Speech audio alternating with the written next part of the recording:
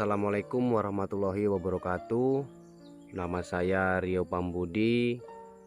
Saya mahasiswa Universitas Negeri Sultan Syarif Qasim Riau, Fakultas Pertanian dan Peternakan, jurusan Peternakan. Di video kali ini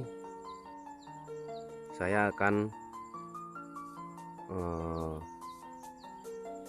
sedikit menceritakan tentang tugas praktikum agrostologi, di mana tugas tersebut mencari legum dan rumput hijauan pakan ternak. Nah, di depan saya ini adalah legum merambat, contoh legum merambat.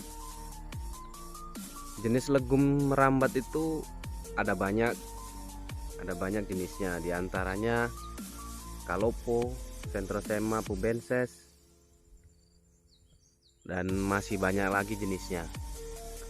Dan legum terdiri dari dua, yaitu legum yang berpohon dan ada juga legum yang merambat. Yang merambat ini contohnya ini seperti yang di depan saya ini, yaitu Mucuna bracteata dari kerajaan Plantae, Mamesan fabeles, keluarganya Fabaceae, marganya Mucuna. Jadi hijauan ini, legum merambat ini dinamakan Mucuna bracteata.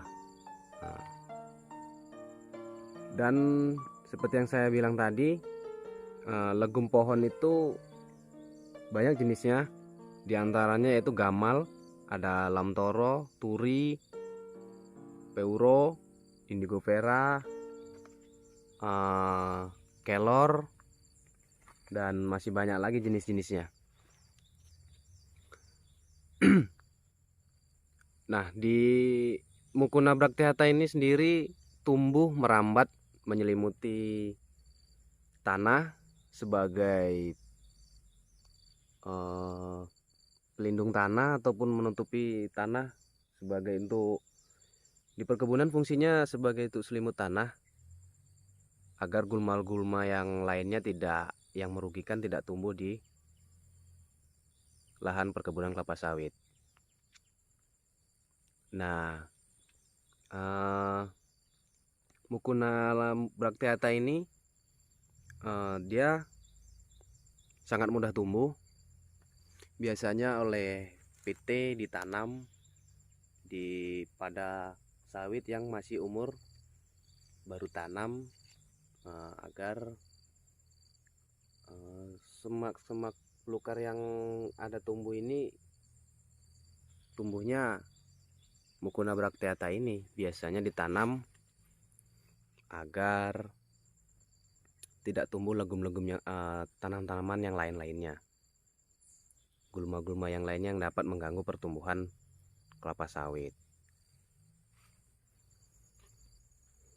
Seperti ini adalah legum Mucuna bracteata ini yang sudah tua, dan yang ini yang masih muda.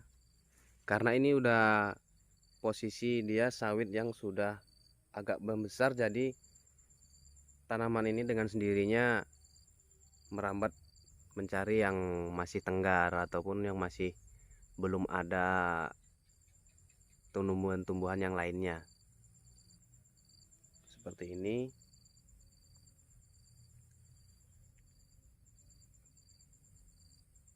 Legum ini cukup ditanam dan tidak perlu dipupuk lagi.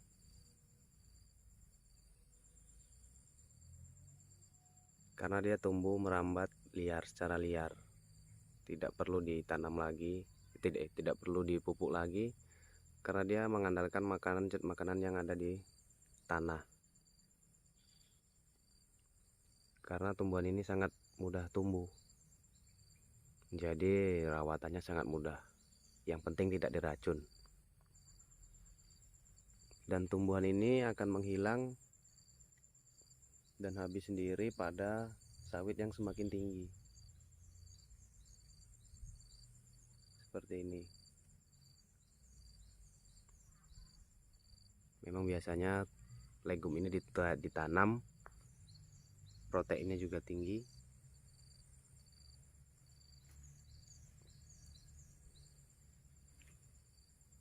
Yang sangat baik untuk pakan ternak.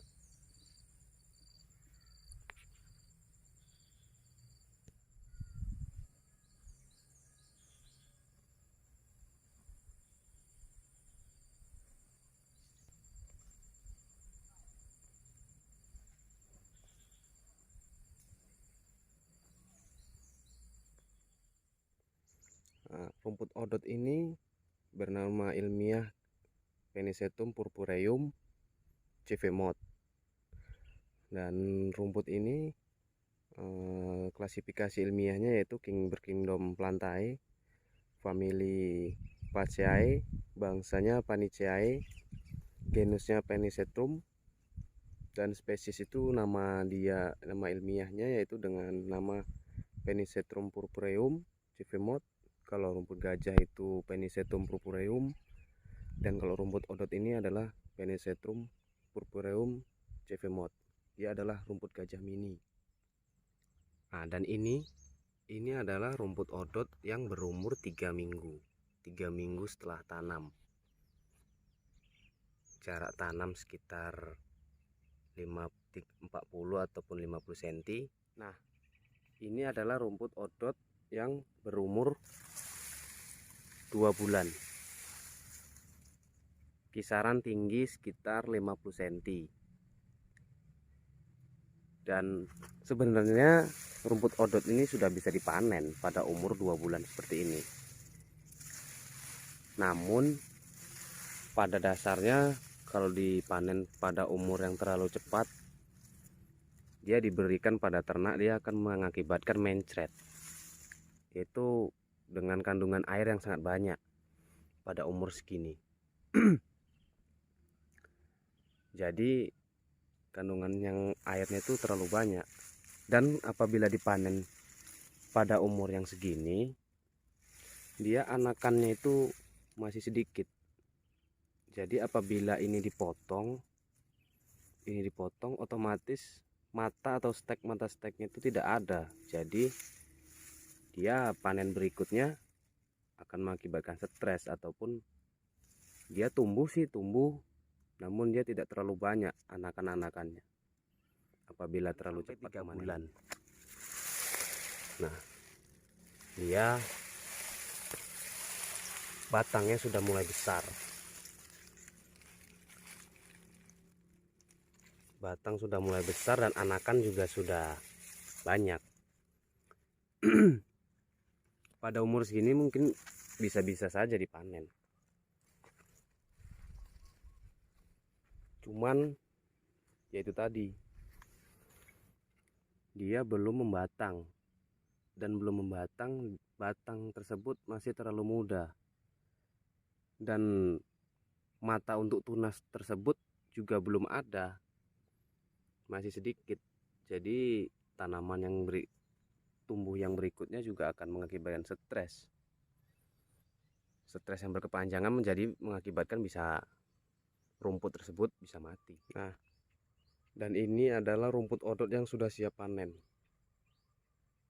Odot yang siap panen itu adalah rumput odot yang sudah berbatang kuat dan banyak matanya, dan anakannya juga banyak. Tinggi sekitar 100 sampai 110 cm. Dan ini sebenarnya sudah 3 sampai 4 bulanan, ini sebenarnya sudah wajib dipanen seharusnya. Karena ini karena untuk pembibitan, jadi dilakukan pemanenan yang pada umur seharusnya panen di umur 3 atau 4 bulan. Jadi ini dilewatkan biar batang yang dihasilkan itu, stek yang dihasilkan agak lebih banyak. Seharusnya satu batang itu bisa 1, kalau dipanen lebih bisa sampai 3 ataupun 4 stek per batang. Rumput odot yang sudah siap panen itu seperti ini ya.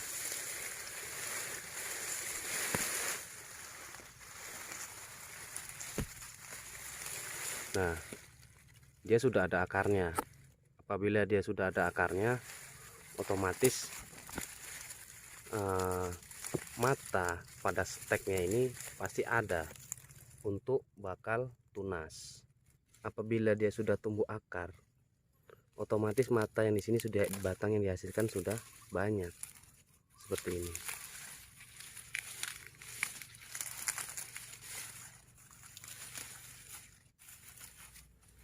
Ini bisa menghasilkan satu batang bisa 2 stek karena dia dipanen.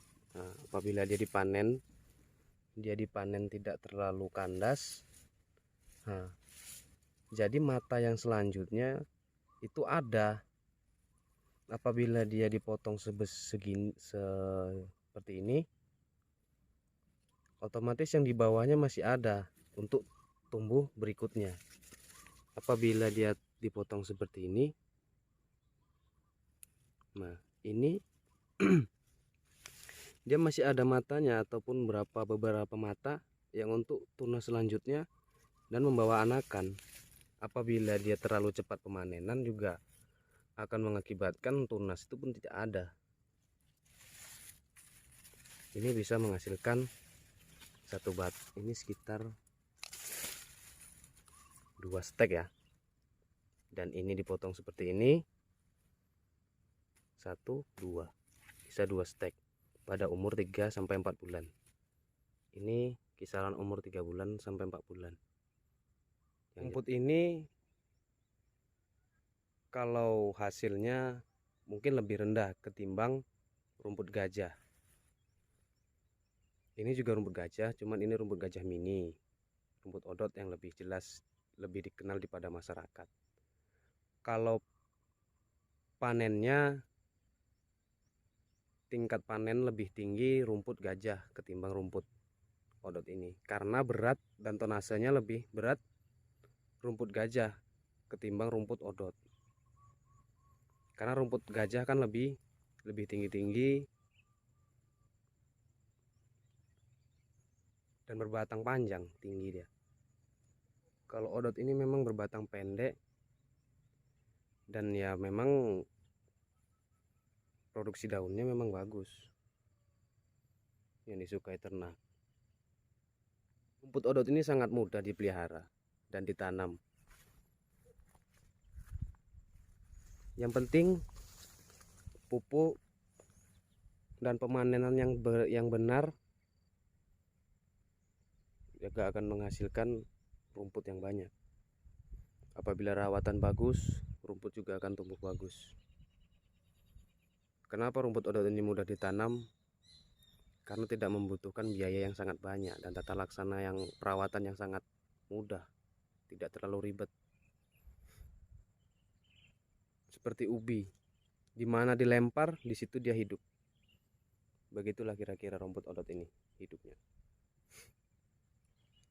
Mungkin cukup sekian video saya kali ini, dan mungkin apabila ada yang ingin ditanyakan, silahkan ditanyakan di kolom komentar. Saya Rio Pambudi undur diri. Wabillahi taufiq wal hidayah. Wassalamualaikum warahmatullahi wabarakatuh.